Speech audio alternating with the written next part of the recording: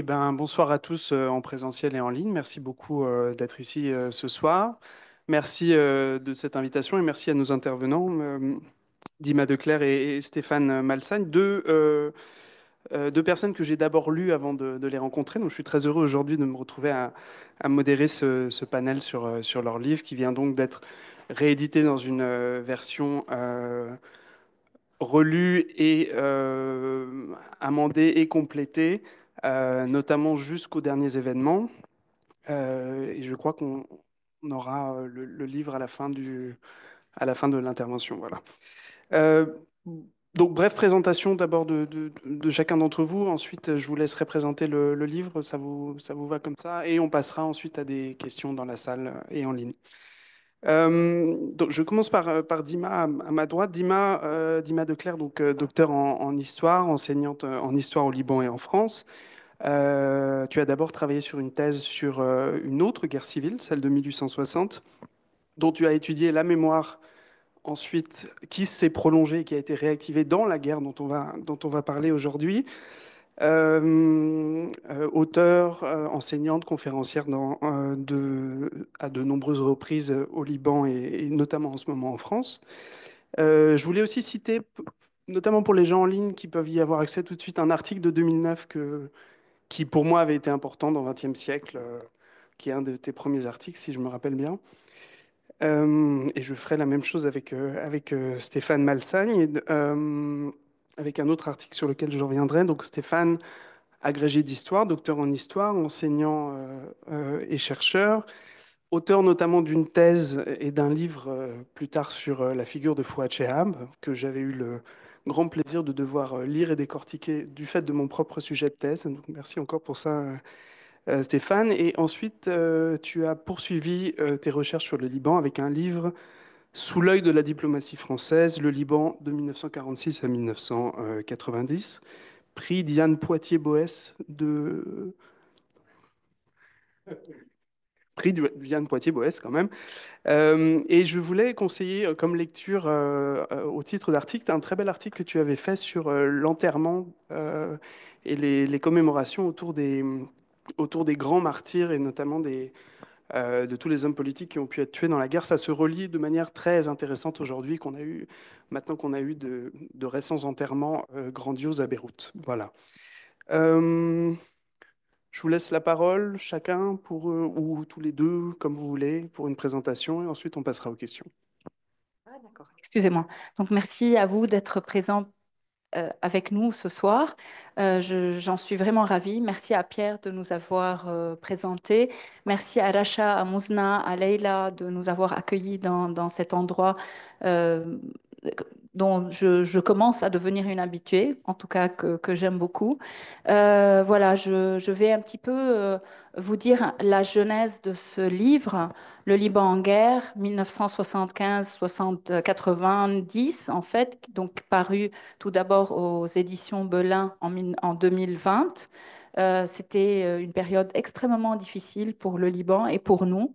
Donc ce livre n'a peut-être pas eu enfin, on va dire la visibilité qu'il aurait dû avoir en 2020 durant la période Covid.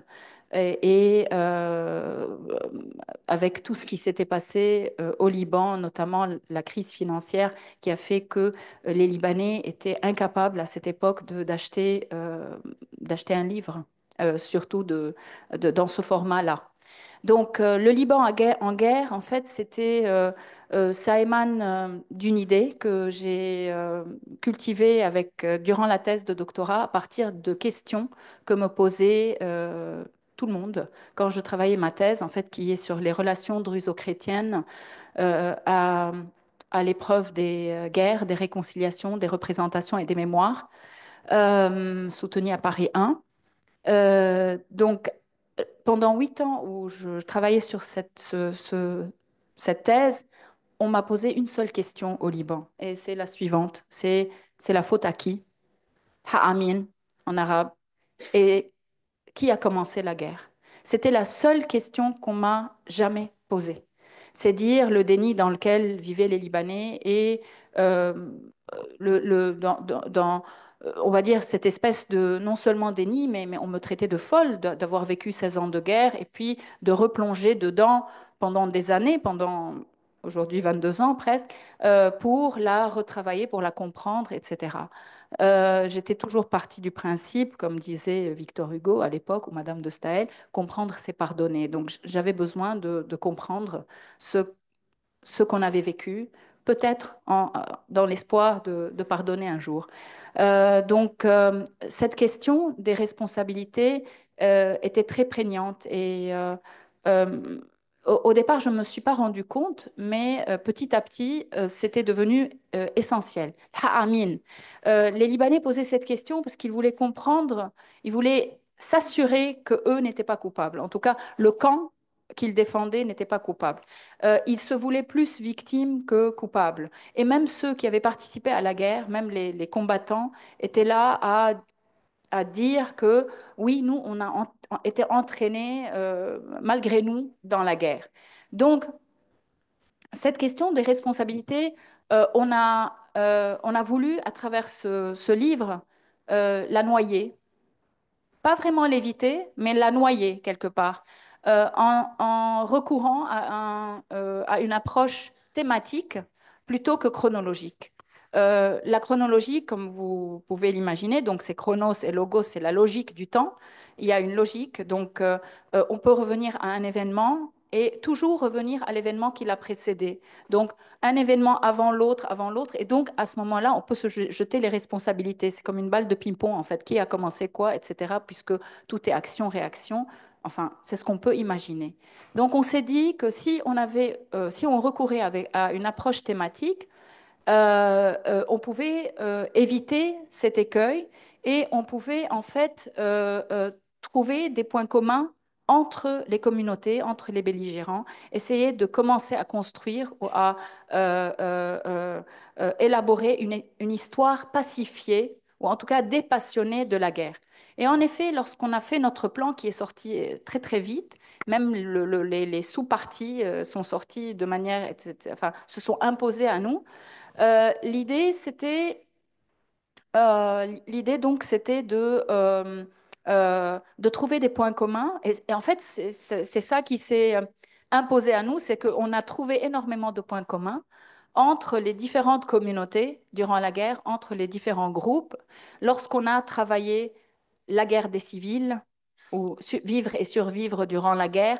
Tout le monde avait vécu la guerre, avait souffert de la guerre, avait survécu à la guerre pratiquement de la même manière, qu'on soit à l'est ou à l'ouest, qu'on soit à la Beka, dans le sud, au nord, etc. On a vu que les combattants, en tout cas dans un chapitre précédent, celui des civils, pardon, je n'ai pas été dans l'ordre, mais justement ce livre n'a pas besoin de se lire dans l'ordre, sauf le premier chapitre auquel je reviendrai tout à l'heure.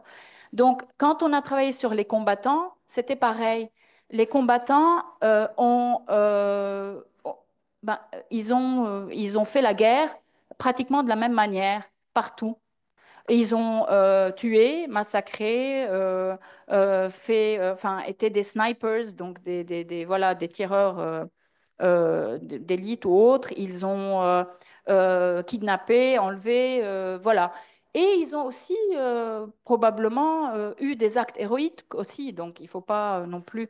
Il y en a beaucoup qui ont sauvé des gens de l'autre camp parce que soit ils les connaissaient, soit ils voulaient absolument avoir une forme euh, comment dire, ils voulaient avoir la conscience tranquille lorsqu'ils rentraient chez eux, ou bien ils pensaient que au bout d'un moment, tout le monde va se retrouver et que la guerre va être finie et qu'ils devraient éventuellement donc affronter le regard de l'autre, celui qui est dans le même village, celui qui est dans le même quartier, celui qui est dans la même ville, la même région. Et en fait, la guerre s'est perpétuée, hein. C'est ça qui explique que souvent, au début de la guerre, ils avaient ce qu'on appelle les balaclaves, voilà, les formes de masques, ils se couvraient la tête, et en fait, c'était pour éviter d'être reconnus par des gens qui les connaissaient, qu'ils fréquentaient, et qui sont aujourd'hui, enfin, qui étaient à l'époque de l'autre camp. Donc, donc, on a vu que finalement, il y avait des points communs partout chez les Libanais. et que à partir de là, on pouvait éventuellement commencer à construire une nouvelle histoire, une nouvelle manière d'écrire l'histoire apaisée. Et ça correspondait avec un besoin d'une forme d'écriture de l'histoire pour les manuels scolaires. Donc, il y avait des ONG, des groupes qui étaient en train d'essayer de comprendre, de voir comment est-ce qu'ils pouvaient écrire l'histoire de la guerre pour la présenter à des élèves de troisième, seconde, première, terminale, etc., de façon apaisée. Donc ce livre est venu pratiquement à brûle-pourpoint pour leur donner des idées, on va dire, utiles. Alors, nous avons commencé ce livre avec un premier chapitre qui parle justement des causes de la guerre. Donc nous avons essayé de rassembler tous les facteurs, tout ce qu'on a pu trouver comme facteurs, évidemment intérieur, structurel, extérieur aussi, donc en termes de géopolitique. Tout ce qu'on a pu essayer, donc c'est une synthèse en fait, ce livre c'est une synthèse de la guerre. Nous avons essayé donc d'inclure, en tout cas d'intégrer toutes les sources qu'on a pu trouver sur la guerre, les sources, les études, les thèses de doctorat, les mémoires, les livres qui ont été écrits sur la guerre, y compris les livres, et notamment les livres journalistiques ou les livres, même les romans, les pièces de théâtre, etc., les films. Donc on a essayé une forme de synthèse qui n'est certes pas exhaustive, mais qui voulait tendre vers l'exhaustivité. Mais sinon, le travail est infini.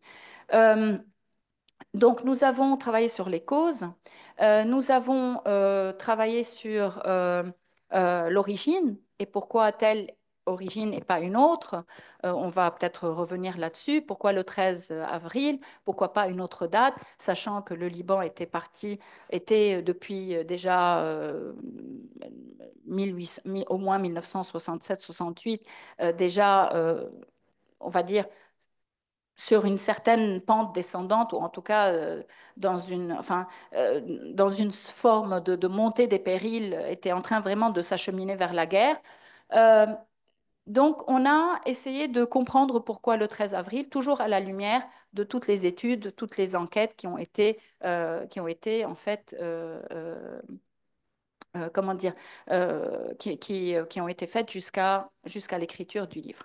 Alors, et puis, on a continué sur les institutions, y compris l'institution de l'armée libanaise. Et là, Pierre, il a un apport très important sur la résilience des institutions. Donc, il a travaillé là-dessus dans sa thèse, qu'on va bientôt lire. Voilà. Donc, il a publié. Donc, et basé sur ces publications aussi, on a pu aussi aller plus loin dans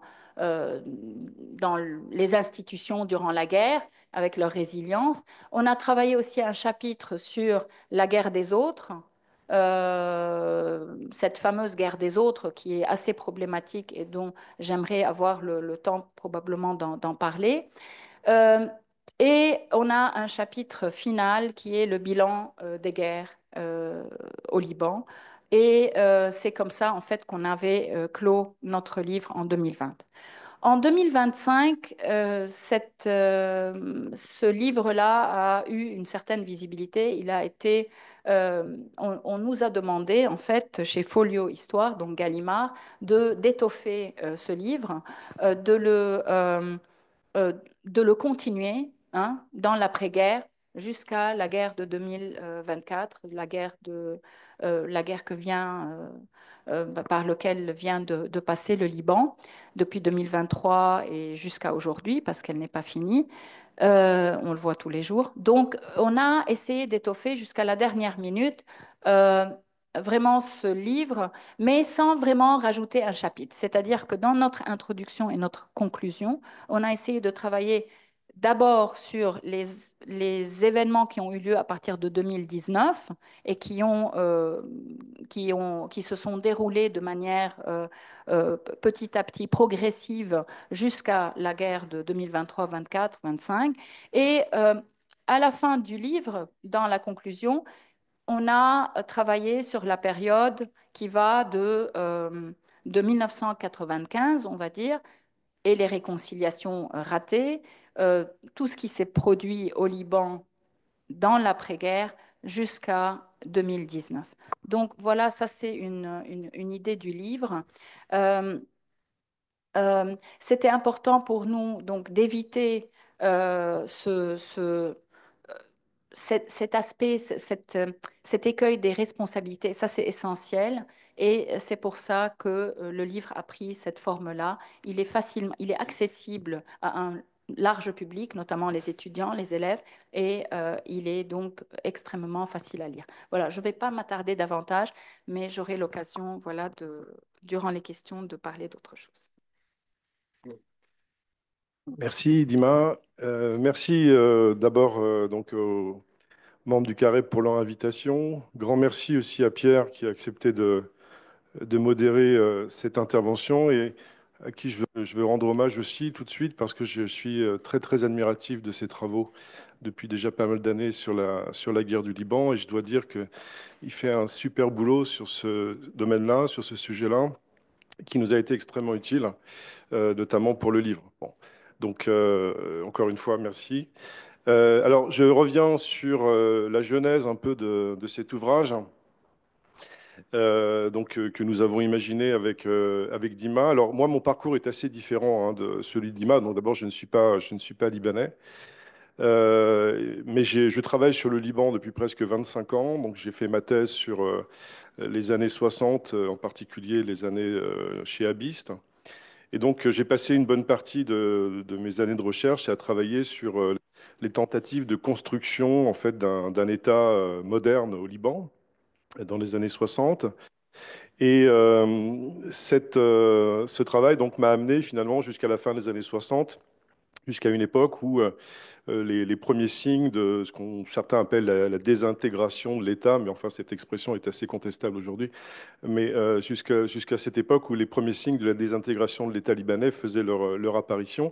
Mais je n'avais pas été plus loin en fait dans mes recherches. Et quand Dima m'a proposé ce projet, j'étais tout de suite très très enthousiaste parce que d'abord, j'avais jamais imaginé que je pourrais un jour travailler sur la guerre du Liban. Ça me paraissait un sujet extrêmement complexe et je me disais qu'on arriverait difficilement à tirer tout ça au clair. Mais en même temps, comme j'aime beaucoup les challenges en général et les défis, donc j'étais tout de suite très enthousiaste et donc on a essayé immédiatement de voir dans quelle direction on pourrait travailler pour faire du neuf en quelque sorte, hein, pour faire du neuf, c'est-à-dire qu'il existait déjà quelques livres sur la guerre du Liban, évidemment, mais ces livres-là ne nous satisfaisaient pas totalement pour plusieurs raisons. C'est que d'abord le livre de référence qui existait pendant longtemps sur la guerre, c'est-à-dire celui de Samir Khassir, qui a été réédité d'ailleurs dans une excellente collection.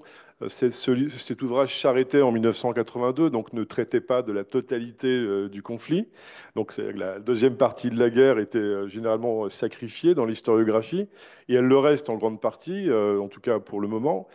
Et donc il fallait combler une certaine lacune, donc il fallait en quelque sorte envisager la guerre dans sa totalité. Bon. Par ailleurs, les études qui existaient jusqu'à présent étaient des études assez ciblées, on va dire, soit des études plutôt de sciences politiques, donc ciblant notamment la question des institutions pendant la guerre, ou ciblant la question des milices, par exemple, ou ciblant aussi le poids des facteurs régionaux, comme l'a fait Samir Hassir, qui montre bien l'importance des facteurs régionaux dans le conflit libanais. Mais nous avons trouvé que nous manquions en fait d'un ouvrage global qui remettait en perspective la totalité des problématiques qui étaient liées à la guerre, et en particulier les problématiques sociales qui nous semblaient faire défaut, ou alors elles étaient exposées dans un certain nombre de thèses, mais qui n'ont pas été publiées, ou qui étaient des thèses, on va dire, qui présentaient une vision marxiste plus ou moins de la guerre. Les dimensions culturelles, artistiques même de la guerre nous semblaient totalement, en quelque sorte, ignorées dans les travaux, ou alors elles apparaissaient dans certains travaux partiels mais assez difficiles d'accès. Et donc, vous voyez que finalement, l'idée de départ, c'était de collecter, en fait, de rassembler une documentation absolument considérable. C'est pour ça que le défi était quand même pas évident à relever. Donc, donc, ce qui supposait, quand on s'engageait dans ce travail-là, de tout lire, hein. On n'avait pas le choix, en quelque sorte, hein. Il fallait tout lire, hein. Donc, en tout cas, tout ce qu'on pouvait lire, hein. Alors, on ne dit pas qu'on a réussi à tout lire, mais en tout cas, c'est ce qu'on a essayé de faire. Et donc, ce livre est en fait une tentative de restitution de l'ensemble, en tout cas, de ce qui existe aujourd'hui en termes de recherche sur la guerre du Liban. Bon, ça, c'est une première chose. C'est un ouvrage qui fait le point sur, en fait, les avancées de la recherche. Et donc, on pourra en parler tout à l'heure, mais effectivement, il y a quand même quelques avancées de la recherche sur la guerre du Liban depuis maintenant une trentaine d'années. Alors ça s'explique en grande partie parce que vous avez en fait une inflation de mémoire d'acteurs libanais de la guerre depuis une bonne vingtaine d'années. Donc des mémoires d'hommes politiques, des mémoires de miliciens en particulier, qui paraissent au Liban, qui sont souvent d'ailleurs traduites en français, hein, donc au passage. Et, des femmes également, hein, des femmes qui ont combattu pendant la guerre ont publié leurs mémoires. Et donc vous avez une nouvelle documentation qui nous a paru essentiel d'intégrer en fait dans notre étude, qui s'ajoute en fait également à de nouvelles thèses, hein, d'historiens. Pierre est bien placé pour en parler, Dima aussi qui a fait un travail exceptionnel sur la guerre de la montagne.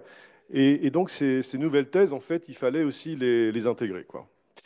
Alors, si bien que la démarche que nous avons eue, en fait, était d'essayer d'appliquer à la guerre du Liban, qui est quand même un des conflits majeurs de la fin du XXe siècle, d'appliquer, on va dire, une démarche historique telle que les historiens l'appliquent, par exemple, pour les grands conflits du XXe siècle, et qui nous semblait en fait faire défaut encore pour la guerre du Liban.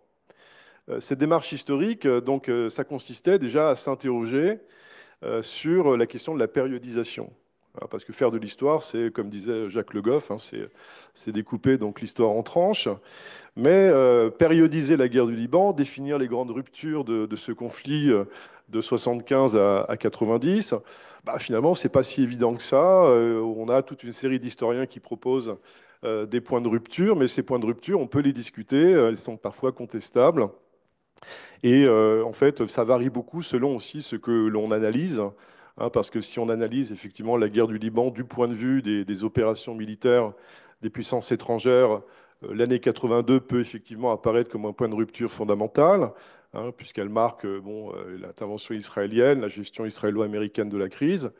Mais bon, si on s'interroge sur d'autres aspects de la guerre, comme la question de la violence, l'année 82 n'est pas nécessairement l'année de rupture, hein, puisque après tout, si on prend les destructions à Beyrouth, la guerre de libération de 89 a été bien plus destructrice que les années 82. Tu m'arrêteras si je dis des bêtises, mais les 6 mois de guerre de libération ont été particulièrement destructrices et en tout cas, les destructions à Beyrouth avaient largement commencé déjà avant 82. Le centre-ville de Beyrouth est déjà quasiment détruit dès l'année 76, hein. Bien, donc en fait, voilà, il s'agissait de réfléchir sur ces questions-là en essayant de mobiliser en fait donc, tous les champs possibles des sciences sociales, donc à la fois les travaux d'historiens disponibles, les travaux des politologues, les travaux aussi, les travaux si j'ose dire, des sociologues, mais aussi les romanciers, parce que la guerre du Liban a été l'occasion d'une très importante production littéraire. Et donc les romanciers ont quelque chose à nous dire de la guerre, hein, parce que les romans de guerre sont particulièrement nombreux et sont souvent issus d'expériences personnelles, donc il ne fallait pas non plus négliger d'une certaine manière. Tout comme le cinéma, hein. Le cinéma a été particulièrement important aussi. En tout cas, on a essayé d'intégrer le cinéma de guerre dans notre étude. Jusqu'à la musique, hein, jusqu'à la musique, puisque un certain nombre de morceaux, bon, on pense évidemment à Férouz, sont restés des morceaux iconiques qui sont hérités de la guerre. Donc, c'est cette volonté, si vous voulez, de mettre en relation toutes ces dimensions de la guerre, politique, sociale, culturelle, artistique, diplomatique, militaire, bien sûr, qui nous a guidés. D'où le choix, effectivement, d'un plan qui était davantage un plan thématique, un plan chronologique.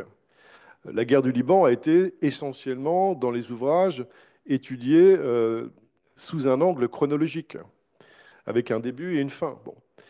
Nous, nous avons opté pour une autre approche. C'est ce qui nous semblait être original dans notre travail. C'était de proposer donc l'approche thématique, comme l'a très bien dit Dima.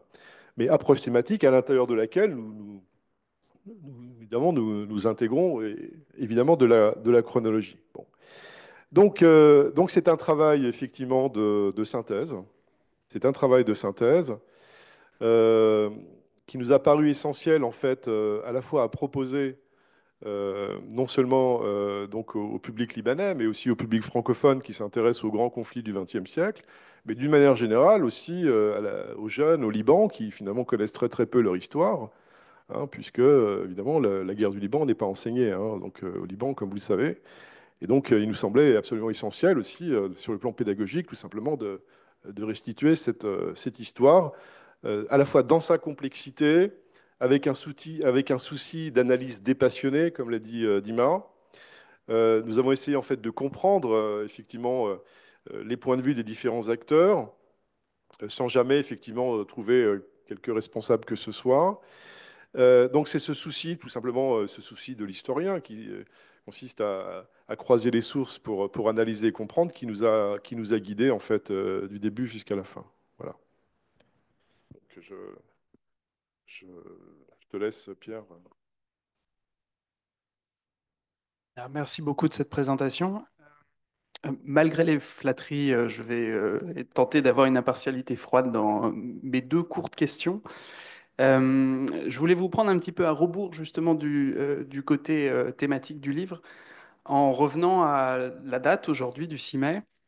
Il se trouve qu'en regardant dans les journaux le 6 mai 75, il se passe déjà plus rien au Liban et que je trouvais une des réussites de votre livre, c'était de réussir à montrer qu'on pouvait sortir de ce modèle du conflit libanais comme un conflit chaotique, marqué par des violences extrêmes, évidemment il l'a été, mais qui est devenu un petit peu dans les classifications justement de politologues, de relations internationales, un exemple de ces nouvelles guerres particulièrement sans limite. Donc, je voulais un petit peu vous entendre un petit peu plus là-dessus, sur l'articulation entre le civil, le milicien. Qu'est-ce que, Par exemple, qu'est-ce que les milices prennent de la société libanaise et comment est-ce qu'elles la transforment? Quelle est l'interaction entre ce qui est euh, milicien, résistance aux milices, etc., etc. Donc, on commence peut-être par cette première question. J'en ai une deuxième petite derrière. Bon, je vais essayer de répondre et je te passe ensuite le micro. En fait, le concept de guerre civile, bon, aujourd'hui, c'est un concept qui a été, on va dire, bien travaillé dans les sciences politiques, justement par des spécialistes qui ont intégré au sein du syntagme guerre civile les dimensions euh, globales et aussi régionales des guerres censées être civiles. Alors, le terme guerre civile, donc c'est une guerre qui divise la cité, qui est au sein de la cité, qui va diviser les citoyens, dont on a hérité des Grecs, donc sous la forme de stasis, euh, sans pour autant que le terme en fait connote à la même positivité que le concept de stasis, parce que les Grecs, dans l'ancien temps, ils considéraient que la stasis, c'était quand même quelque chose d'assez positif, parce que ça leur permettait de reconfigurer ou retravailler, ou en tout cas le lien social, et éventuellement... trouver une autre forme de contrat social entre les citoyens. Ce qui n'est pas la vision de guerre civile qui est probablement plus, on va dire, plus courante et qui est une vision hobbesienne de la guerre civile avec ses connotations négatives de destruction,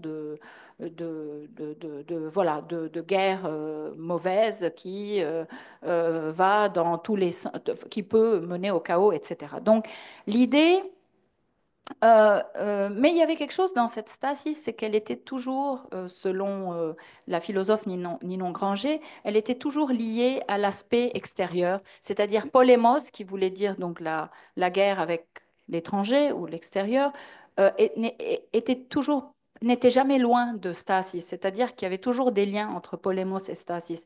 Ce qu'on peut comprendre quand on parle des, des des politologues qui ont travaillé sur la question et qui, justement, intègrent ces dimensions régionales et globales à la notion de guerre civile. Or, le terme guerre civile, en français, en anglais, etc., euh, est très différent de ce qu'il veut dire en arabe. Quand on parle de harb ahliya en arabe, c'est particulièrement ce n'est plus une guerre qui divise la cité. On n'est plus de toute façon dans les cités-États, etc. Mais c'est une guerre qui divise la parentèle, c'est-à-dire l'ahl, donc la famille, la parentèle, peut-être la famille un peu plus éloignée, mais là, on parle même plus de tribus, on parle même plus de clans, on parle de ahl, c'est-à-dire de famille. Et, euh, euh, et donc, c'est très important. Pourquoi? Parce que c'est très difficile quand on a intégré cette notion de harb ahliya, quand on parle la langue, quand on a les représentations de la langue, c'est très difficile de l'accepter en tant que tel. Pour plusieurs raisons, vous savez que la guerre civile n'a pas de trophée, n'a pas de gloire, n'a pas de héros. C'est une guerre dont on se sent coupable, dont on est honteux. On a, la- on a, il n'y a pas de gloire dans une guerre civile, hein, à part probablement la comptabilité macabre de l'autre côté, de l'autre camp, hein. Ah, tiens, on en a tué aujourd'hui 10, etc. J'ai tiré sur 5 têtes aujourd'hui et je vais prendre 100 ou 200 dollars de la tête. Donc, ça me fait. J'ai une journée de. J'ai tué 5 personnes qui passent et là, je vais me faire 500 dollars. Voilà. C'était un peu comme ça la guerre. Mais il y a la honte. Et surtout dans l'après-guerre, cette honte elle est très manifeste. À travers une forme de déni, on ne veut plus parler de la guerre civile, on veut continuer de traiter, de commercer avec l'autre. Et d'ailleurs, euh, le commerce se fait très très vite. Du moment que les deux parties de la capitale sont ouvertes, on voit que quelque part, les gens reprennent euh, euh, le commerce. Même avant, ça ne s'est en fait jamais arrêté, justement au risque de se faire tuer, justement, lors des, enfin, euh, on va dire, en traversant les lignes de démarcation ou en essayant de rejoindre son village peu importe où est le village, hein. Donc, en fait, ça c'est très important pour comprendre aussi le concept de déni. Chez les Libanais notamment, peut-être aussi chez d'autres populations, peut-être on va voir ça en Syrie, on va voir ça en Irak. Euh, Personnellement, je ne sais pas parce que j'essaye de conceptualiser encore cet aspect-là de la langue, le lien avec la langue, surtout que les Libanais ont bien vu que ce n'était pas une guerre purement entre ahl, c'est-à-dire entre parentèles. Ils ont bien vu l'ingérence des puissances étrangères, ce qu'Henri Laurence appelle aussi le jeu des implications, des ingérences et des implications, c'est-à-dire chaque puissance étrangère va avoir ses intérêts dans le pays, mais en même temps, les Libanais, les factions libanaises elles-mêmes vont essayer d'impliquer les puissances étrangères ou régionales, au moins, dans leur guerre, justement pour mettre fin au rival, en tout cas au projet du rival. Et d'ailleurs, c'est très intéressant. Moi, dans mes entretiens, j'ai eu un jour un cheikh druze qui malheureusement est décédé aujourd'hui, qui me disait, je ne sais pas pour ceux qui connaissent, euh, il me disait donc جزمة السورية ولا مشيت أمين الجميل. Donc la botte syrienne est plutôt la botte syrienne que la pantoufle d'Amin Jmaïel. Donc ça c'était comme ça qu'ils manifestaient justement voilà, l'idée qu'on préfère la botte syrienne à la pantoufle du président de la République qui représentait à l'époque une certaine légalité évidemment contestée.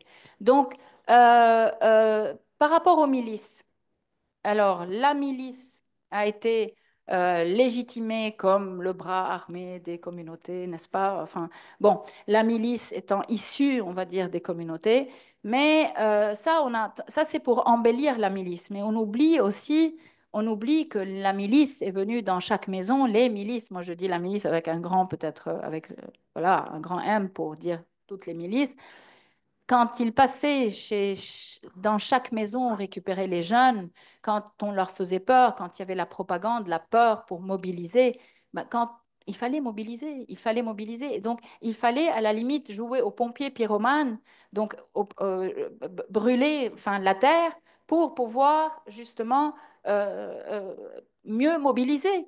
Et à chaque période de la guerre où telle ou telle ou telle milice, donc moi j'ai travaillé sur les forces libanaises, j'ai travaillé aussi sur le PSP, donc sur le Parti socialiste progressiste. J'ai bien vu qu'à chaque moment qu'il y avait un manque dans ce réservoir de miliciens, il fallait une nouvelle guerre et de nouveaux déplacements pour pouvoir récupérer ou ramasser les jeunes des déplacés, pour pouvoir donc les mobiliser.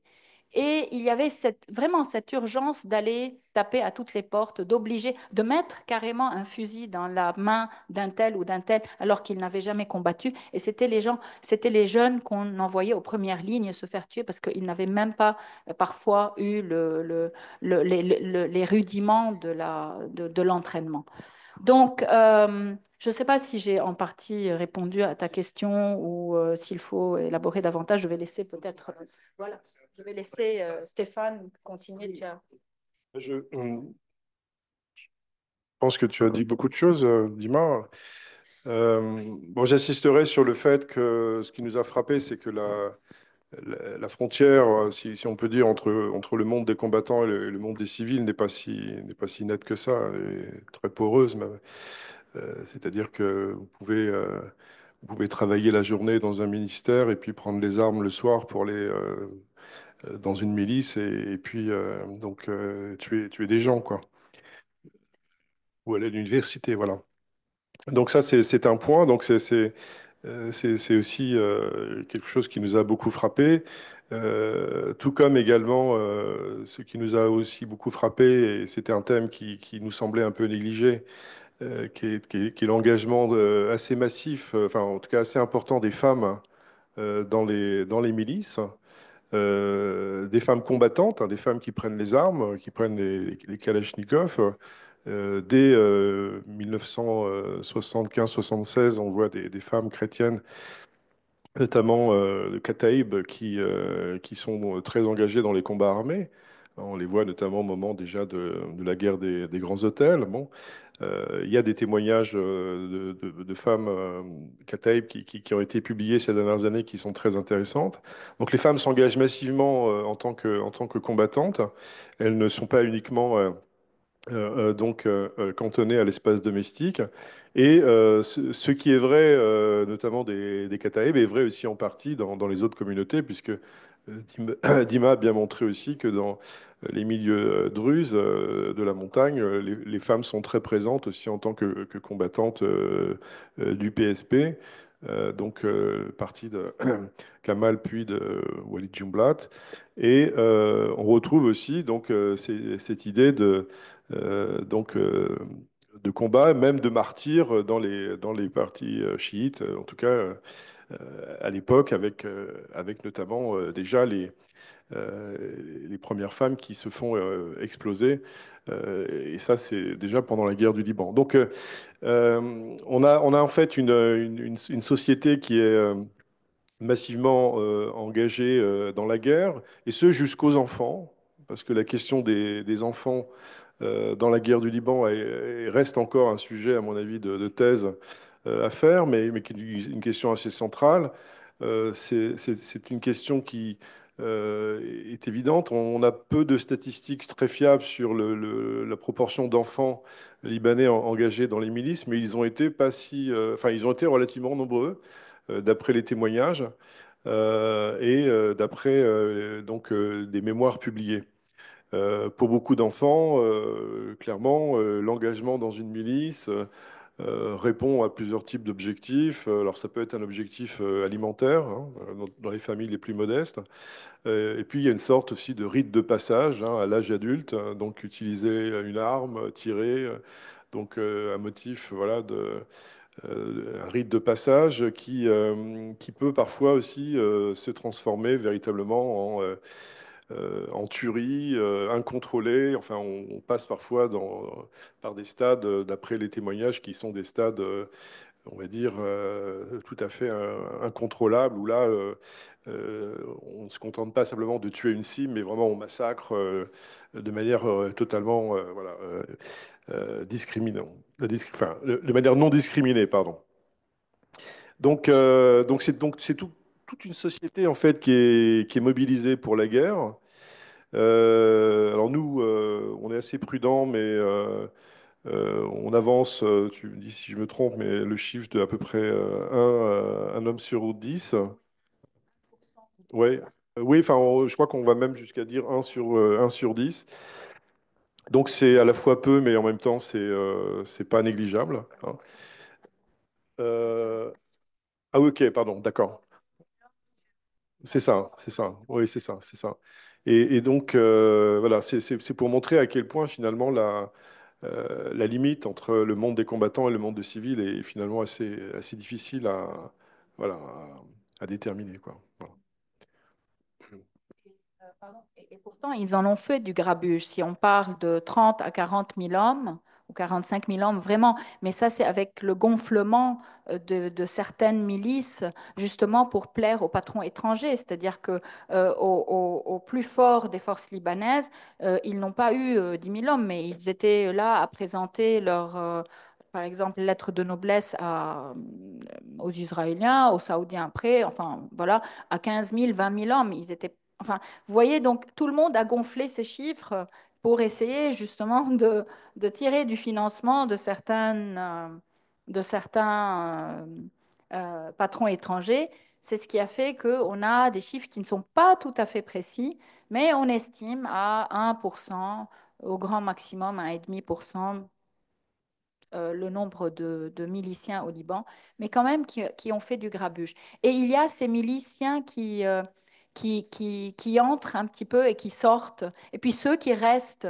Donc là, c'est très difficile vraiment d'évaluer euh, les constants, là, ceux qui ont fait leur, on va dire, leur, comment dire, pas la profession, mais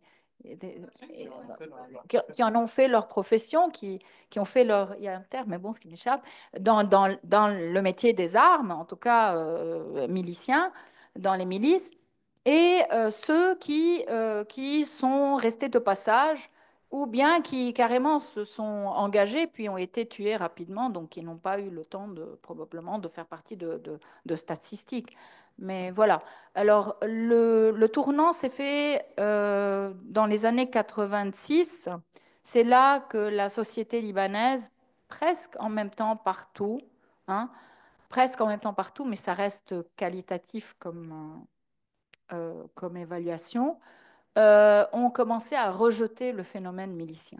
Donc, on le voit à partir de ces retrouvailles euh, à côté du musée national de Beyrouth, où des femmes, des enfants vont aller se retrouver pour essayer enfin, c'était la ligne de démarcation, c'était un des points de la ligne de démarcation, de la ligne verte, verte parce qu'elle était pleine de broussailles, donc verdure, no man's land. Donc, ces gens ont commencé à se rapprocher, à rejeter la guerre, mais c'est justement au moment où les liens se sont distendus entre le réservoir, la population et les miliciens qui ont commencé à s'institutionnaliser de plus en plus, alors que l'armée libanaise était carrément en train de se milicianiser. C'est à cette époque-là que le, euh, euh, que justement il y a eu des guerres civiles à l'intérieur des mêmes camps. Voilà. C'est à ce moment-là qu'on a commencé cette période de 86-90. C'est une période très sombre de l'histoire de la guerre où au sein même des factions, on va se faire la guerre et on va s'éliminer. Euh, euh, voilà, c'est à partir donc de cette date-là. Voilà. Je ne sais pas si ça répond. Ok, merci beaucoup. Est-ce qu'on a le temps pour que je pose une autre question ou... Ok. Juste pour rebondir sur cette question des chiffres, dans les archives diplomatiques, c'est justement très drôle de voir les attachés militaires relativiser complètement les chiffres et les diviser généralement par 5 ou 10, en étant très surpris justement eux-mêmes que ce soit exagéré à ce point-là. Euh, en vous écoutant et en lisant le livre avant cette séance, je me suis rappelé de quelque chose qu'une autre historienne libanaise, Carla Eddé, avait utilisé notamment en cours beaucoup, en s'interrogeant sur cette période des guerres ou de la guerre. Le vocabulaire reste ouvert. Elle disait, bon, il faut vraiment distinguer les choses qu'on sait déjà, il y en a quand même des choses qu'on sait déjà, les choses sur lesquelles vraiment la recherche devrait porter, et les choses que la recherche doit abandonner parce qu'on ne saura jamais. Alors je me demandais si vous aviez justement une vision de choses où vraiment vous aviez dans l'idée que ça servait à rien justement de continuer à poser cette question, et à quel point c'était lié à des anticipations sur des archives récemment ouvertes, des archives qui pourraient ouvrir, ou des choses que vous savez existantes et dont vous espérez un jour obtenir l'accès.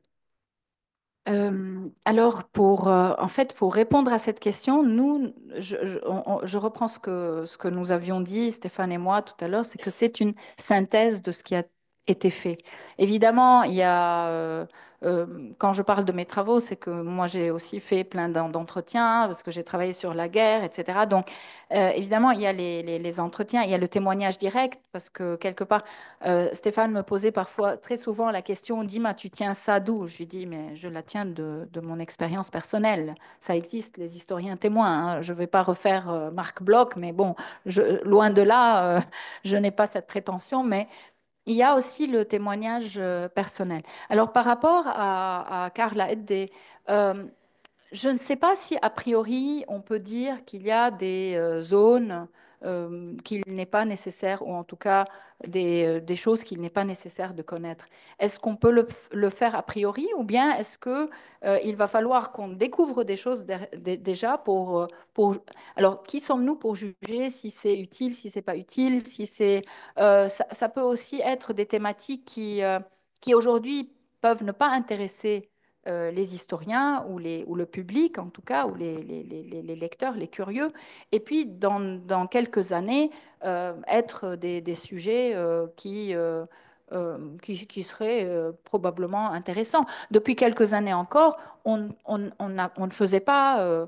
on faisait pas du sujet de la femme dans la guerre quelque chose d'important. C'était pas vraiment travaillé. Et nous ne l'avons pas travaillé en tant que tel. C'est-à-dire, bien qu'on ait des parties sur la femme combattante, une partie sur la femme combattante, la femme, elle traverse tout le livre. Et c'est fait exprès parce qu'on a voulu que la femme qui fait partie qui est partie intégrante de la société libanaise ne soit pas discriminée, même positivement, dans ce livre. C'est-à-dire, la femme traverse tout le livre, tout comme tout autre membre de la société. Et évidemment, bon, on l'a mise en valeur dans la partie des combattants pour justement mettre un petit peu l'éclairage dessus. Mais aujourd'hui, il y a énormément de choses. C'est encore un chantier, la guerre du Liban, comme toute autre guerre, j'imagine. Donc, il y a très peu d'études historiennes, hein, et on le sait très bien. Ceux qui se sont emparés de la guerre au départ, c'était les journalistes, c'était les romanciers, c'était les réalisateurs, c'était les artistes aussi. On a oublié peut-être les artistes. Il y avait il y avait des montages, en tout cas euh, des expositions de choses hallucinantes. On a souffert d'un trop-plein de mémoire qui cachait justement un certain déni officiel. Et quelque part, ce trop-plein de mémoire est resté à la limite, il est resté à la limite orphelin, c'est-à-dire qu'en a-t-on fait aujourd'hui? Rien. Pas grand-chose, en tout cas. Donc, chaque année, on va commémorer le 13 avril comme étant l'origine, pas l'origine, ou en tout cas l'étincelle qui a déclenché la guerre du Liban, mais on n'a pas de date pour la fin de la guerre du Liban, parce que les Libanais n'ont jamais compris comment ils sont sortis justement de cette guerre, comment ils ne l'ont pas comprise, hein. C'était très clair d'un point de vue géopolitique, oui, avec la guerre d'Irak qui commençait, les Syriens qui étaient, bon, à qui les Américains avaient demandé de participer avec eux à la à la deuxième guerre du Golfe, et qui ont participé. Pour eux, c'était cerise sur le gâteau, deux cerises sur le gâteau, récupérer le Liban en contrepartie et en finir avec le régime. Des frères ennemis de Saddam Hussein, hein, du Ba'ath ennemi de Saddam, du frère, voilà, voilà, du frère ennemi, le régime ba'athiste de Saddam Hussein. Donc, et puis tout d'un coup, la guerre était terminée, les hostilités armées se sont terminées. La guerre, c'est malheureusement a été continuée par d'autres moyens, hein. C'est tout à fait le contraire de ce que disait Clausewitz. Donc, les Libanais continuent de se faire quelque part, en tout cas, la guerre. Aujourd'hui, à travers les réseaux sociaux, on le voit, c'est tellement évident, tellement visible, audible. Euh, par beaucoup de moyens, mais sans vraiment plus se taper dessus, peut-être parce qu'ils n'en ont justement plus les moyens. Les moyens physiques, c'est-à-dire il n'y a plus aujourd'hui un Libanais qui est prêt à euh, prendre, on va dire, à entraîner son fils ou sa fille dans la guerre.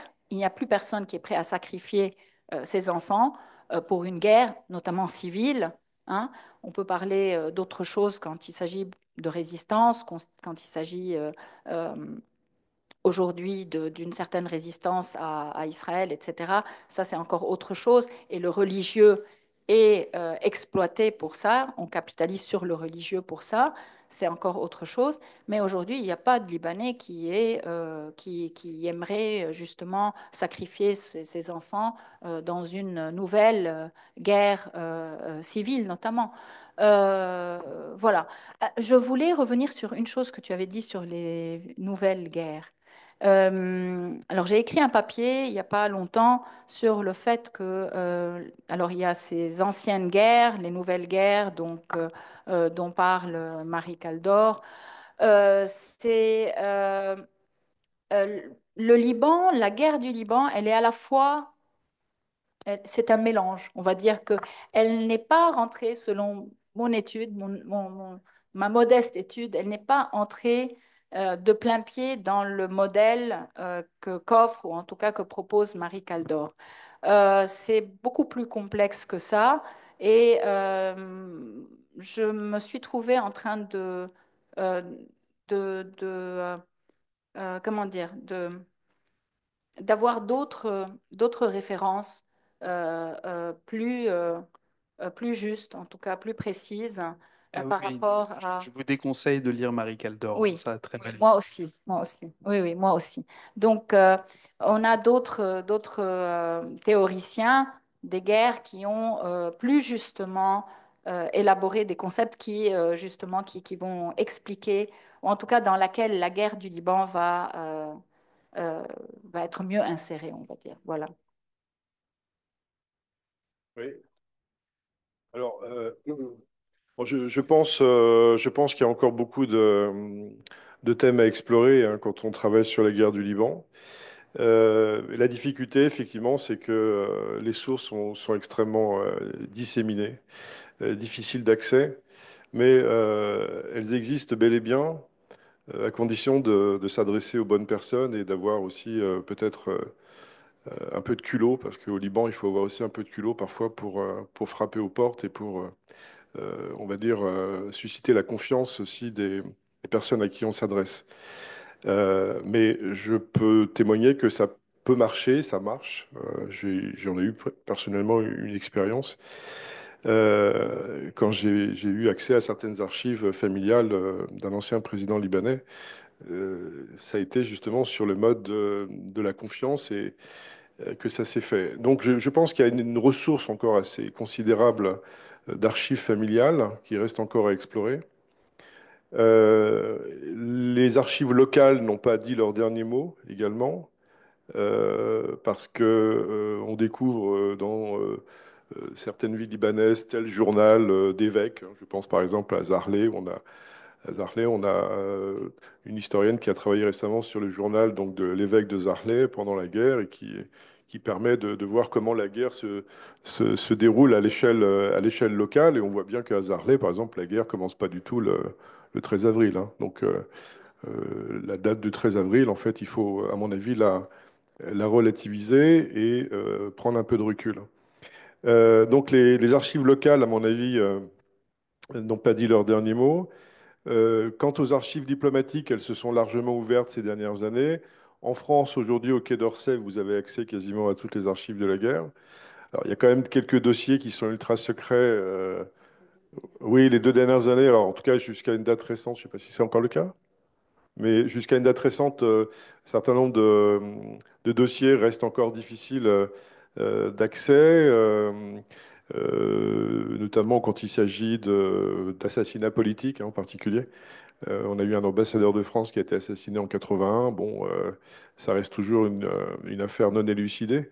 En tout cas, bon, officiellement non élucidée, mais on a effectivement un certain nombre d'indications concordantes. Mais c'est vrai que les années 89-90 restent encore à explorer au niveau des archives françaises. Mais enfin bon, ça reste des archives diplomatiques avec tout l'intérêt que ça a, mais aussi les limites que ça a. Hein, les archives diplomatiques, c'est la vision du Liban par les diplomates français. Donc c'est une vision par le haut. C'est une vision qui est parfois un peu tendancieuse, donc qui n'est pas toujours très satisfaisante. Et donc il faut avoir un regard critique sur ces sources-là quand on les aborde. Les archives américaines commencent à être étudiées. Il y a des ouvrages d'historiens qui ont commencé à travailler là-dessus, mais c'est surtout pour les débuts de la guerre. Hein. Donc les années 76-77 ont bien été étudiées. Donc je pense à James Stoker hein, notamment, hein, qui a fait un très bon livre sur les origines de la guerre. Mais je pense qu'il y a encore beaucoup de choses à voir du côté des archives américaines. Pareil du côté donc des archives britanniques. Et puis alors il y a tout, à mon avis, il y a tout le flot des archives arabes, à mon avis, qui est complètement aujourd'hui zappé. Hein. Qui a mis la main sur les archives syriennes de la guerre du Liban? Enfin, je veux dire, est-ce qu'il y a des archives syriennes de la guerre du Liban? Est-ce que ça a été conservé à Damas? Enfin, c'est quand même une mine d'or, quoi, a priori. Quand on connaît le rôle, l'implication de la Syrie au Liban depuis 76, on peut imaginer qu'il y a quand même, il y a des choses, quoi. Hein. Donc, euh, ah oui, bien sûr, les archives israéliennes, évidemment, j'allais y venir. Et puis, voilà, les archives arabes, pour moi, sont complètement négligées. Et donc, c'est pour les futurs historiens de la guerre du Liban, il y a là quelque chose à explorer. Donc, pour moi, il y a beaucoup d'espoir, en fait, pour quelqu'un qui veut travailler sur la guerre du Liban. C'est un chantier, mais c'est un chantier prometteur. C'est un chantier qui est destiné bah, oui, à évoluer avec le temps. Donc, nous, on a essayé de faire l'état des lieux, si on peut dire, en 2025. Hein. Donc, on a intitulé notre ouvrage Jusqu'à nos jours. Donc, c'est assez commode. Hein. C'est assez commode pour pouvoir renouveler ça dans 5 ans ou dans 10 ans.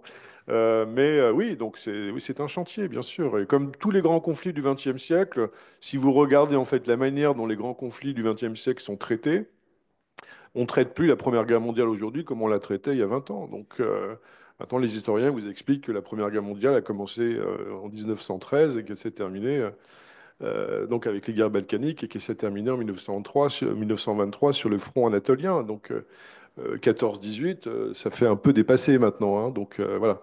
Bah, j'aurais tendance à dire que ces bornes chronologiques qui sont remises en question, bah, il n'était pas scandaleux aussi de se questionner sur les bornes chronologiques traditionnelles de la guerre du Liban. parce que c'est pas si évident que ça finalement, hein. Le 13 avril 75, on en a parlé récemment. Oui, c'était légitime, mais quand on regarde les choses de près, bah, oui, bah, les tensions, les morts, ça commence avant, hein. Ça commence avant le 13 avril. Euh, on- Tout le monde n'est pas d'accord, hein, sur le 13 avril. On a toute une historiographie chrétienne qui vous explique qu'en fait, ce sont plutôt les accords du Caire, hein, de 69, donc les méchants palestiniens, etc. Donc tout ça, ça existe, hein, dans l'historiographie. Donc il n'y a pas d'unanimité vraiment, hein, sur les origines de la guerre. Alors après, oui, l'historien, il est là pour essayer de démêler les fils. Il y a un consensus, mais qui n'est pas, oui, qui est pas si consensus, je trouve. En tout cas, moi, c'est mon point de vue. Mais tout comme la fin de la guerre que l'on présente généralement dans un certain nombre d'ouvrages, y compris académiques, hein. Donc les accords de Taïf marquent la fin de la guerre du Liban, mais pas du tout. Enfin, pas du tout. C'est pas les accords de Taïf qui marquent la fin de la guerre du Liban. La guerre du Liban continue après. Il y a encore des assassinats politiques. Donc, bon, voilà. Et puis, alors, est-ce que la guerre du Liban, c'est vraiment terminé? Enfin, moi, c'est une question que je me pose. La question de la sortie de la guerre, hein. Bon, il y a une fin de guerre, ou peut-être, oui, quand? Mais la sortie de la guerre, est-ce qu'on peut dater la sortie de la guerre? Difficile, hein? Est-ce qu'on est sorti de la guerre aujourd'hui? Bon, alors, voilà, la question se pose.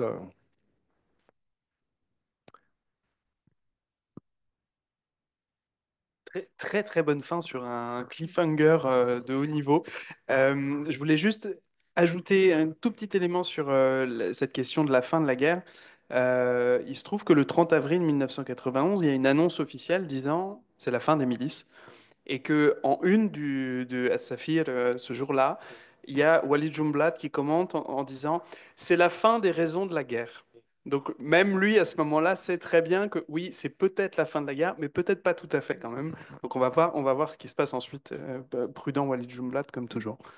On va peut-être passer à des questions dans la salle. Merci beaucoup, Cynthia Petring. Madame, vous avez prononcé un mot au tout début, le mot de réconciliation, et c'est très rare d'entendre ce mot quand on parle de la guerre ou des guerres du Liban. Mais on a compris aussi que votre point de vue était très rare, et c'est pour ça qu'on est ici. Je n'ai pas encore lu votre livre, donc je compte bien l'acheter là, et peut-être que vous répondez à cette question.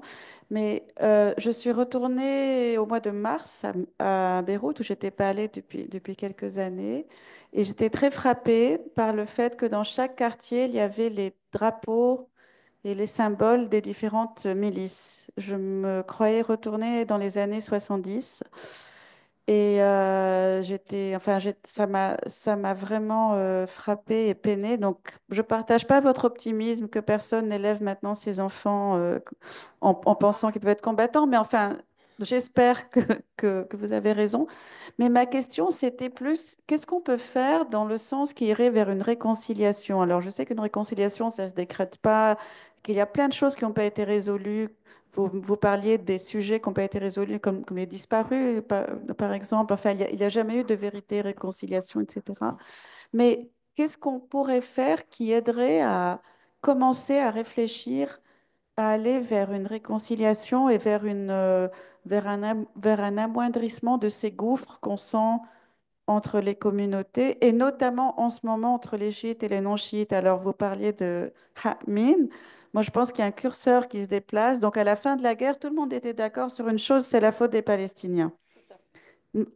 Au début de la guerre, c'était les chrétiens. Ils ne voulaient pas entrer dans le truc palestino-progressiste, etc. Et aujourd'hui, tout est la faute du Hezbollah. Et alors, il y a un curseur qui se déplace comme ça, mais donc on sent bien que rien n'est résolu. Alors, je ne sais pas, mais c'est une vraie question, hein, parce que ça me trotte dans la tête depuis cette visite. Qu'est-ce qu'on peut faire, enfin, à vous deux qui avez recherché ce sujet, cette guerre, qu'est-ce qu'on peut faire pour commencer à réfléchir à une réconciliation? Merci beaucoup. Alors, pour répondre à la question à partir de la fin, justement, ce qu'on peut faire, c'est surtout dans l'éducation. Il faut vraiment investir dans l'éducation. Euh, pas nécessairement écrire une histoire de la guerre du Liban. Et ça ne peut pas exister. Il faudra probablement mettre le point de vue de plusieurs acteurs, de plusieurs factions, justement, les mettre, les confronter, les mettre en face les unes des autres, sur chaque peut-être chapitre, qu'il soit thématique ou même chronologique, événementiel, et puis qu'on aide justement les jeunes, les enfants à se faire leur propre idée, leur propre opinion de ce qui s'est passé. Ça, c'est une éventuelle solution. Enfin, je pense qu'il faudrait commencer en tout cas par les jeunes, par la jeunesse, par l'éducation. Il faut amener les jeunes à se rencontrer, à se connaître, à travailler un même événement de plusieurs, euh, à partir de plusieurs angles, à partir de plusieurs perspectives. Et ça, c'est possible. C'est-à-dire que nous-mêmes, en tant qu'historiens, on l'a fait. C'est-à-dire, moi, dans mon terrain, quand je monte à la montagne pour voir les, euh, les, euh, euh, les différents points de vue sur un seul événement des Druzes, des chrétiens, etc., euh, euh, je vais comprendre que finalement l'événement est le même et qu'ils ne sont pas, ils sont d'accord sur l'événement, sur le fait en fait. Il y a une différence, Paul Ricoeur dit qu'il y a une différence entre le fait et l'événement et que l'événement, c'est le fait assaisonné de tous les affects, de tout ce qu'on a envie d'expliquer, d'un certain aussi plaidoyer, de tout ce qui... Voilà. Et que le fait, pour avoir le fait, il faut évidemment recouper. Mais ce qui est intéressant, ce qui m'a paru intéressant, c'est que on n'était pas tout à fait, euh, on n'avait pas tout à fait un problème sur l'événement en tant que tel, sur le fait en tant que tel, mais sur l'événement, oui, bien sûr. Mais pourquoi il n'y avait pas trop de problèmes sur certains faits, en tout cas? Parce que c'était une question aussi euh, de culture de guerre et de culture de paix. Donc il y a des factions qui sont restées dans une certaine logique de la culture de guerre où il est pour eux très... ils vont se prévaloir, en tout cas, ils vont être très fiers d'avoir commis telle ou telle action, tel crime, et c'est considéré comme héroïque. Donc, ils vont venir raconter de façon très, très brutale comment ils ont massacré, comment ils ont tué, etc. Moi, j'étais très étonnée parce que je ne m'attendais pas du tout à ça dans certains récits. Et que ça correspondait au récit des autres qui étaient complètement dans la victimisation, etc. Alors, j'ai commencé à comprendre qu'est-ce qui fait que certains sont restés dans une... à l'époque de mes entretiens, certains sont restés dans une forme de culture de guerre, les autres étaient passés à la forme, à cette culture de paix qui était surtout, qui sévissait en Occident après la Deuxième Guerre mondiale et dont ils avaient certainement hérité à partir des livres d'histoire ou à partir d'une certaine... euh, comment dire, contagion culturelle, oui. Et j'ai trouvé que finalement aussi le terme, ça j'ai travaillé aussi pour les années 1840-60, j'ai trouvé que le terme malhama en arabe signifiait à la fois boucherie, mais en même temps épopée. Donc une épopée, c'est une malhama, c'est une boucherie. Donc c'est très intéressant ce terme qui est là entre les deux. Pourquoi? Parce qu'on se prévalait justement de quand on coupait les oreilles, quand on coupait les nez, quand on les mettait autour du cou. C'était, voilà, on était fiers d'avoir ce genre de trophée. Et ça, je l'ai retrouvé dans la montagne. Dans les années 2000, quand je préparais, quand j'étais en train voilà, j'étais sur le terrain de ma thèse. Il était encore là. Aujourd'hui, les choses ont énormément évolué et on n'est plus très très fiers, donc on va cacher ces actes de guerre. Et puis tout d'un coup, il y a des gens qui vont dire non, on a fait ça et c'était justifié. Donc il y a ce genre de plaidoyer. Euh, Aujourd'hui, oui, je vois très bien ce que vous voyez, mais ça n'a pas arrêté durant dans toute l'après-guerre. Vous allez descendre à Hamra ou ailleurs, vous montez dans la montagne, vous allez trouver évidemment les signes du Parti social national syrien. Vous allez monter dans le Chouf et dans Alay, vous allez trouver que c'est partout des monuments aux morts et des mémoriaux de guerre à, à l'effigie donc du PSP et d'autres peut-être aussi partie même du PSNS, etc. Vous allez trouver que dans certains quartiers, Kataeb notamment maintenant avec le 13 avril, vous allez trouver des affiches hallucinantes sur et la fierté d'avoir commis ce crime c'est-à-dire celui du 13 avril, c'est-à-dire le bus. Ben, aujourd'hui, on en est fier. Pourquoi? Parce qu'on a le shahid, on a un shahid, on a Joseph Boarassi qui est tombé, donc il fallait le venger immédiatement. Euh, donc ça existe partout. Alors, ce qui n'existe pas partout, c'est l'autre dans les régions, hein, parce que les régions restent mixtes quand même au Liban. Et ce que vous n'avez pas dans les régions où il y a une prééminence politique, on va dire, des uns et pas des autres, vous n'allez pas trouver les, euh, les mémoriaux de guerre, les monuments aux morts, les affiches, les drapeaux du vaincu, ou en tout cas de celui qui n'est pas assez fort. C'est-à-dire, vous montez dans le Chouf, vous n'allez pas trouver un mémorial aux gens, aux chrétiens qui avaient été massacrés dans le Chouf. Ça ne peut pas exister. Si ça existe, c'est sous, comment dire, c'est vraiment caché dans les églises ou bien fait de manière religieuse où on va mettre une croix, dire très simplement ça c'est dédicacé aux martyrs de tel village ou de tel village. C'est sous vraiment couvert religieux pour préserver, pour dire déjà que ces gens-là ont été tués pour une raison transcendantale, transcendantale, enfin, comment on dit, oui, enfin, pour Dieu, voilà, qu'ils ont été massacrés pour Dieu, en tant que témoins de leur christianisme. Et on va utiliser le religieux, c'est-à-dire le sacré, justement pour essayer de ne pas provoquer politiquement l'autre et pour que, à travers le religieux, on garde un respect de cette commémoration de certains morts sous couvert religieux. C'est-à-dire qu'ils ne vont pas être éventuellement, ça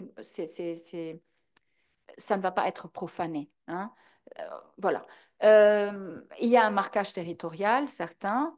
C'est une guerre qui continue de cette façon, comme dans les réseaux sociaux. Tant que c'est comme ça peut aller. L'essentiel, c'est qu'on ne transgresse pas à nouveau l'interdit de meurtre et qu'on ne passe pas, qu'on ne glisse pas dans la violence à nouveau. Et pour le moment, vous savez, on dit it needs two to tango. Donc, ceux qui probablement souhaitent en découdre, euh, il faut qu'il y ait quand même une contrepartie qui accepte d'être entraînée dans la guerre civile. Voilà. D'abord, cher Belchaloub, hein, je voudrais d'abord vous remercier pour votre intervention. J'avais eu l'occasion quelques années dans le passé d'assister à une conférence rendue par professeur Declercq à l'USEC. À l'époque, j'étais jeune étudiant. Maintenant, je suis quand même toujours jeune, mais plus étudiant. Bon. Bon, les questions que j'ai pas posées à l'époque, je vais les poser aujourd'hui. Donc, vous m'accordez un peu plus de temps quand même. J'ai deux grandes questions. Une qui est en rapport direct avec l'ouvrage et une un peu à côté. Euh, Premièrement, j'ai l'impression, moi qui ai vraiment depuis très longtemps, depuis un très jeune âge, lu les différents livres sur la guerre du Liban, les différentes historiographies, surtout les récits de gauche, qui vraiment misent sur une approche très classiste économique. Je pense au docteur Fawaz Traboulsi, à plein d'autres aussi, à certains théoriciens qui ont été tués pendant la guerre. J'ai l'impression que l'ouvrage que vous nous présentez, en fait, je l'ai lu quelques années avant, je l'ai relu maintenant. C'est un peu comme vous dites une synthèse de plusieurs approches. C'est un peu parce qu'au début, on a l'impression qu'il y a vraiment une prédominance, et vous me corrigez si je dis des bêtises, d'un récit journalistique. Je pense surtout à Alain Ménarque, hein, au Secret de la guerre du Liban, un récit de tous les jours, des archives pures et dures qui apparaissent comme ça dans un bouquin, sans vraiment présenter une analyse historiographique des événements. Et ensuite, on a les ouvrages un peu qui me font penser à Mohsen Dalloul, plutôt qui sont des ouvrages des acteurs politiques, un peu en misant plutôt sur la géopolitique, sur les ingérences d'ici et là, sur les réunions avec de grands dirigeants, et les réunions entre Kamal Jumblat et Hafez al-Assad. Mais en fait, à mon sens, il y a aussi un aspect très financier, quotidien qui manque. Je pense surtout à un ouvrage qui est, en fait, j'avais demandé depuis quelques années, il est interdit au Liban. Je pense à un ouvrage, en fait, rédigé en anglais aux États-Unis, de la part d'un certain Marshall, Jonathan Marshall, the International Drug Trafficking. Il a été intégré. Oui. Oui, oui, Et on en a fait, intégré celui-là. oui, exactement. Donc, je me demande aussi, en fait, l'originalité de l'ouvrage, c'est qu'il vraiment en fait, il casse les tabous. Parler de drogue et de guerre en même temps au Liban, spécialement la guerre civile, qui est surtout dans les communautés. Moi, je viens d'un village chrétien du Nord-Mont-Liban, hein, qui est le fief des forces libanaises. C'est un village où, franchement, la guerre n'est pas que ce qui s'est passé le 13 avril ou après. Il y a même, vous savez, la rivalité régionale qui perdure entre la région de Pchar et ses environs et celle de Zrarta. Donc, en fait, les conflits armés précédaient même la guerre civile. Je veux interrompre un peu. Est-ce qu'on peut passer à la question? Parce que Oui, après, oui, après bien sûr. il faut vraiment qu'on fasse Donc, tourner un petit peu la parole. bien sûr, bien sûr. Donc, juste, ma question, c'était entre toutes ces approches différentes, ce qui est classique, ce qui est économique, ce qui est financier, ce qui est même militaire, purement militaire, laquelle pensez-vous être la plus solide pour vraiment dire à un jeune étudiant, une jeune personne, bon, voilà, voici le récit qu'on te présente. Et j'en ai encore une deuxième. Oui. Oui. Vous voulez que je pose? Ouais, en fait, la deuxième est assez. En fait, je voulais juste reprendre les termes d'Elisabeth Picard qui dit le Liban, la Syrie, intime étranger, en vous demandant est-ce que vous, qui êtes historien du conflit libanais, au regard des récents événements en Syrie, spécialement je pense au dernier massacre de la côte syrienne, des régions alaouites et dernièrement des Druzes, malheureusement, est-ce que vous pensez qu'une approche similaire peut s'appliquer au cas syrien? Hein, juste. La, la question s'adressait au docteur de Clercq, mais tu veux que je réponde un peu? Ouais. Peut-être. Ok, bon. Comme vous voulez. Bon. C'est comme vous voulez. Vous Alors, faites votre. je passe la parole au docteur de Clercq après. Euh, donc, en fait, merci pour votre question, monsieur. Avons-nous privilégié telle ou telle approche par rapport à une autre? En fait, notre souci est d'avoir évité justement la question de la pondération des facteurs. Nous avons évité la question de la pondération des facteurs dès le premier chapitre sur les origines de la guerre, que nous savions être un chapitre assez sensible, pour les raisons qu'on imagine. Et donc, il n'est pas particulièrement question pour nous d'attribuer à un facteur plus de poids qu'un autre. Simplement, notre souci, c'était de présenter la diversité, voilà, la diversité, la pluralité des facteurs, parce que c'est cette pluralité qui fait la complexité justement de la guerre du Liban. Et il nous semble que si nous réduisions en fait cette guerre à un facteur particulier plutôt qu'à un autre, donc nous contribuions finalement à faire l'inverse de ce que nous souhaitions faire, à savoir finalement réduire la guerre du Liban à ce qu'elle n'est pas, c'est-à-dire un conflit simple. Voilà. Donc, si vous voulez, notre point d'attache, notre point d'accroche est de montrer précisément le caractère non exclusivement civil de la guerre, mais son caractère, donc on n'a pas encore parlé, mais son caractère global, ou local, si vous voulez. Voilà. Donc analyser la guerre du Liban, c'est analyser une guerre qui mobilise en fait des acteurs extrêmement diversifiés, tant sur le plan militaire que sur le plan je dirais, les acteurs diplomatiques. Et c'est aussi intégrer donc des dimensions qui sont des dimensions internationales, régionales, locales. Euh, Est-ce que certaines dimensions sont plus importantes que d'autres? J'ai beaucoup de mal à répondre à cette question, très honnêtement. Pour moi, il y a un enchevêtrement plutôt, hein. Il faut plutôt plaider il faut plutôt plaider pour la thèse de l'enchevêtrement des facteurs plutôt que sur la thèse d'un facteur qui l'emporterait sur l'autre. Alors c'est clair que le facteur financier que vous évoquez est tout à fait majeur au sens où notamment les revenus générés par les milices et puis les sources de financement extérieures des milices ont été à l'évidence une source de perpétuation du conflit, hein. Le conflit s'est perpétué aussi grâce à ces sources financières. La culture de la drogue en a fait partie, mais pas seulement, hein.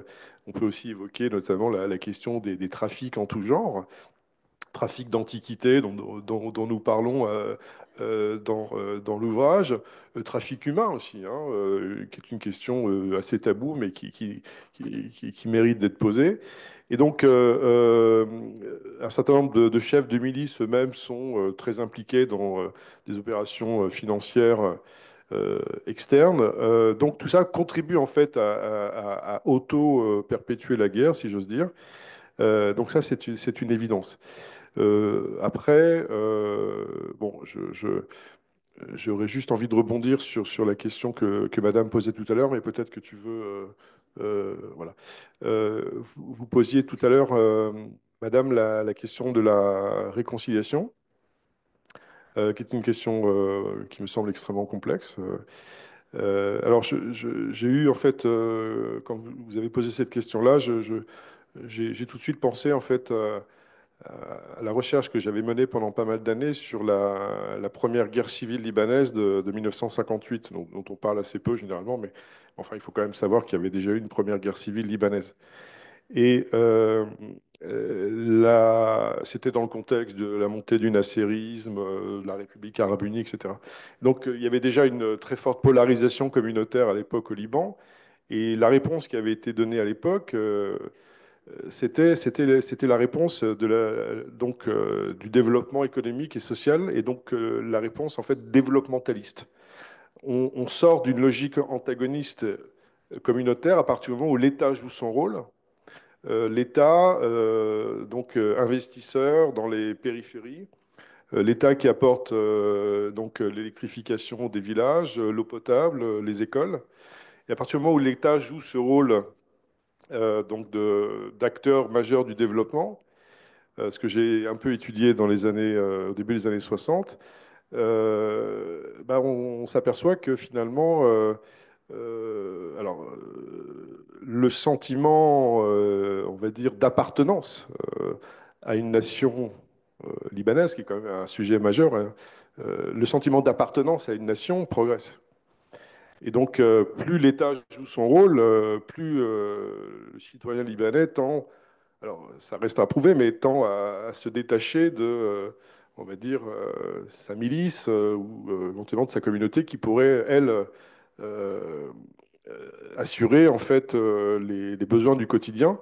Euh, et donc, voilà, autrement dit, je répondrai que la réconciliation, à mon avis, me semble possible à partir du moment où l'État joue son rôle. Donc plus d'État, un État, on va dire, social, un État économique, un État développemental, je ne sais pas comment on dit exactement. Et Providence, peut-être, oui, alors fait peut-être Providence. C'est vrai que on oublie de dire que le Liban avait mis en place un système de sécurité sociale déjà dès 1963. Euh, donc, il me semble qu'aujourd'hui, tout l'enjeu est de savoir quelle est la capacité de l'État libanais actuel, en fait, à jouer son rôle, à la fois de garantir la sécurité des frontières du pays et de créer ce sentiment d'appartenance, en fait, de la nation à une forme de libanité, hein. Alors, ce sont des problématiques en fait qui sont pas nouvelles, hein. Ce sont des problématiques qui sont pas du tout nouvelles. Vous avez une célèbre formule de 1949 d'un journaliste du journal L'Orient le Jour, que vous connaissez, donc deux négations ne font pas une nation, mais c'est vrai. Enfin, d'une certaine manière, on retrouve là des thèmes assez, voilà, assez classiques, hein. Bon. Il y a des questions comme ça. euh, Malheureusement, on a dépassé le temps. Il y a des questions encore, mais je crois qu'il y avait une question Oui, alors encore à répondre. oui, par rapport au conflit syrien, par rapport à d'autres conflits aussi au Moyen-Orient depuis les années 2000 notamment, bien sûr qu'il y a une possibilité éventuellement de faire des études comparées, des sortes de, il y a certainement un défrichage à faire. On n'est pas parti du principe où la guerre du Liban est matricielle dans le sens où il faut absolument euh, que qu'ils servent de matrice pour comparer tout ce qui s'est passé après, parce que, bon, il ne faut pas oublier que le conflit libanais est un conflit qui s'inscrit dans la guerre froide, qui s'inscrit dans les guerres israélo-arabes, qui s'inscrit dans une guerre froide arabe à l'époque où il y avait ceux qui avaient accepté une forme euh, de paix séparée avec Israël et le Front du refus qui a refusé justement ces paix séparées avec Israël, notamment après les accords de Camp David ou avant, hein, durant justement les accords de désengagement du Sinaï 1 et 2, donc en 74 et 75, qui ont fait justement du Liban une forme une sorte d'abcès de fixation de tous les conflits, de tous ces conflits-là, hein. Il fallait un territoire justement où toutes les causes, en tout cas tous les ingrédients sont là pour pouvoir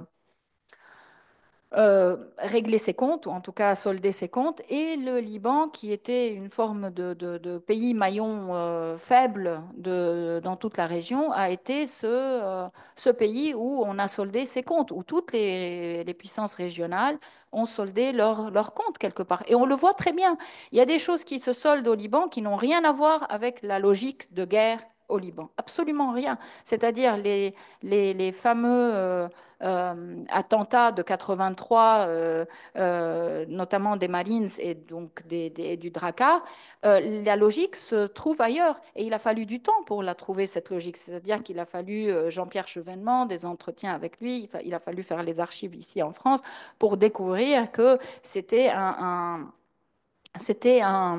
règlement de compte entre la France et l'Iran, la France ayant envoyé des super-étendards en Irak sous les couleurs irakiennes avec des pilotes français pour soutenir l'Irak dans la guerre Iran-Irak, alors qu'elle avait promis aux deux belligérants qu'elle serait neutre. Ça, c'est un exemple. Il y en a des tonnes. Il y a aussi des règlements de compte individuels qui se soldent sur le terrain libanais. On a trouvé des snipers qui venaient mais du monde entier pour vraiment des chasseurs d'hommes, et parmi eux une femme. On a trouvé que la femme de l'ancien chargé d'affaires algérien a fait assassiner son mari et ça a fait parce elle avait un amant en Algérie et que ça a été découvert des années plus tard. Ils ont été tous les deux, comment dire, jugés pour le fait qu'elle ait commandité le meurtre de son mari. Et ça a arrêté. C'est-à-dire qu'il y a eu 3 jours enfin, enfin, ça a fait la une des journaux, les relations diplomatiques ont été endommagées entre l'Algérie et le Liban. Enfin, il y a eu ce genre de situation. Mais notamment, enfin, si on peut, une vraie comparaison, en tout cas un élément de comparaison serait surtout euh, dans la milicianisation, en tout cas de la société, dans le phénomène milicien. Ça, c'est très important. Euh, pour les réconciliations, j'ai travaillé sur les réconciliations de l'après-guerre, donc de toutes ces réconciliations qui ont été faites notamment dans les villages druso-chrétiens de la montagne, parce qu'il y a eu 2 autres villages où la réconciliation a eu lieu en dehors de cette zone du Chouf, et ça a été ce qu'on appelle des government-sponsored reconciliations, et malheureusement, ça a été, en ce qui me concerne, ça a été un débâcle, voilà, une faillite totale, voilà, une faillite totale parce que, en fait, c'était une réconciliation par le haut Et c'était une réconciliation purement économique et très peu d'efforts a été fait sur la réconciliation, on va dire, grassroots reconciliation par le bas. Et on a exclu dans ces comités de réconciliation toutes les personnes qui avaient été très touchées durant cette guerre. C'est-à-dire tous ceux qui avaient perdu des pères, mères, frères, sœurs, enfants, etc. On les a éloignés et on a pris que ceux qui étaient prêts éventuellement, parce qu'ils étaient les moins touchés, à entamer ou en tout cas à procéder à une réconciliation avec l'autre. Donc il y a eu des... Enfin, ça a été très travaillé. Si ça vous intéresse, il y a aussi un article en ligne. Donc voilà. Voilà. Désolée. Eh ben, merci beaucoup. Merci de votre présence, merci de votre participation à tous et à toutes. Et à bientôt alors au Carré.